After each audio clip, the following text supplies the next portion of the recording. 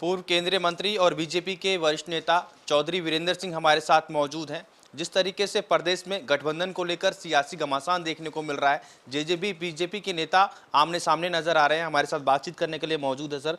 गठबंधन को लेकर लगातार घमासान हरियाणा प्रदेश में देखने को मिल रहा है सर। वरिष्ठ नेता हैं आप, काफी सीनियर नेता हैं सर, किस तरीके से देखते हैं सर गठबंधन को हरियाणा में? घमासान तो नहीं है, बातें ही हैं। घमासान हो तो अभी तक को फैसला ही हो जाता।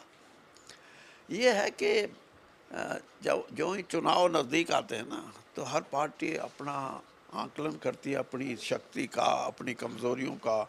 और भारतीय जनता पार्टी का आकलन यही बोलता है कि भारतीय जनता पार्टी पिछले 10 साल में, जब से मोदी जी सत्ता में आए देश में और बीजेपी की सरकार मनोहर लाल जी ने यहाँ स्थापित की, भारतीय जनता पार्टी 2014 से पहले उसका जो जन आधार था वो इतना नहीं था। तो 10 साल में उन्होंने मजबूती हासिल की है। आज वो इस बात में सक्षम है कि अकेले चुनाव लड़ सकते हैं, उनकी शक्ति है। और जब आदमी में शक्ति हो तो वो किसी दूसरे का सहारा नहीं लेता।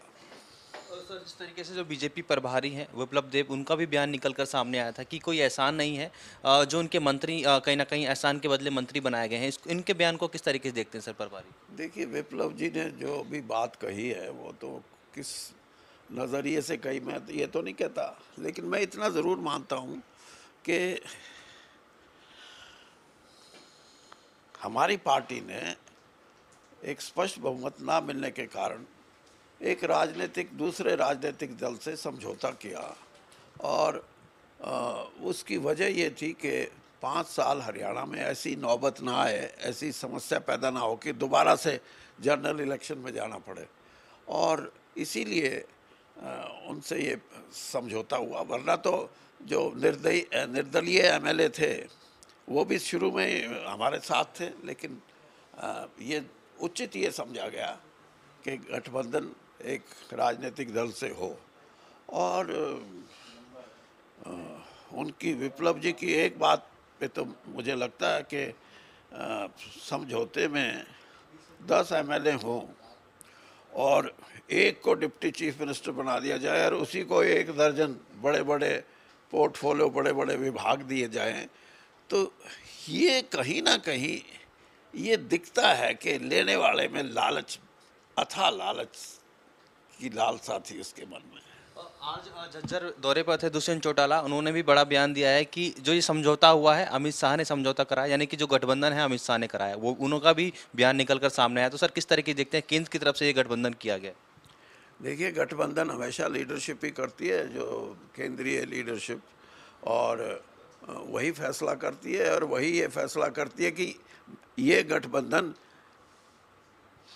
एक स्थायी सरकार देने के लिए 5 साल के लिए था, ना कि चुनावी गठबंधन। चुनावी गठबंधन तो तब होता है जब चुनाव होते हैं, वो था ही नहीं। ये तो पोस्ट अलायंस है। सर, लगातार जो निर्दलीय विधायक हैं उनको दिल्ली से फ़ोन जाता है, प्रभारी से लगातार मुलाकात चल रही है। कल भी 4 निर्दलीय विधायकों ने मुलाकात करी, आज गोपाल कांडा ने मुलाकात करी और एक बड़ा बयान भी गोपाल कांडा ने दिया है कि जेजेपी की ज़रूरत नहीं है, बीजेपी खुद सक्षम है। और लगातार जिस तरीके से जो निर्दलीय विधायकों का सपोर्ट है उसमें शुरू से ही निर्दलीय विधायक बीजेपी को सपोर्ट कर रहे हैं और सरकार चलाने में कामयाब है। बिल्कुल सही बात है। और दूसरी बात ये भी है कि ये जो निर्दलीय हैं, इनमें 5 विधायक तो ऐसे हैं जिनकी आरएसएस या बीजेपी की भूमिका है, वहाँ से आए हुए हैं। उनको टिकट नहीं मिला, इंडिपेंडेंट लड़ लिए, जीत गए। और भी 2 भी बाकी हैं, उन्होंने भी शुरू में समर्थन, जैसे रणजीत सिंह जी थे और थे, उन्होंने शुरू में समर्थन दे दिया था कि हम बिना किसी कंडीशन के जो भी सरकार बीजेपी बनाएगी उसकी मदद करेंगे। और दूसरी बात ये भी है कि अगर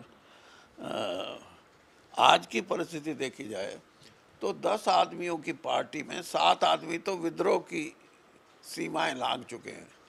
उनके बयान और उनकी, अब जैसे आपने देखा अभी 2 दिन पहले शाहबाद से जो एमएलए थे, शुगर फैड के चेयरमैन थे जेजेपी के एमएलए, और इस्तीफ़ा दिया है।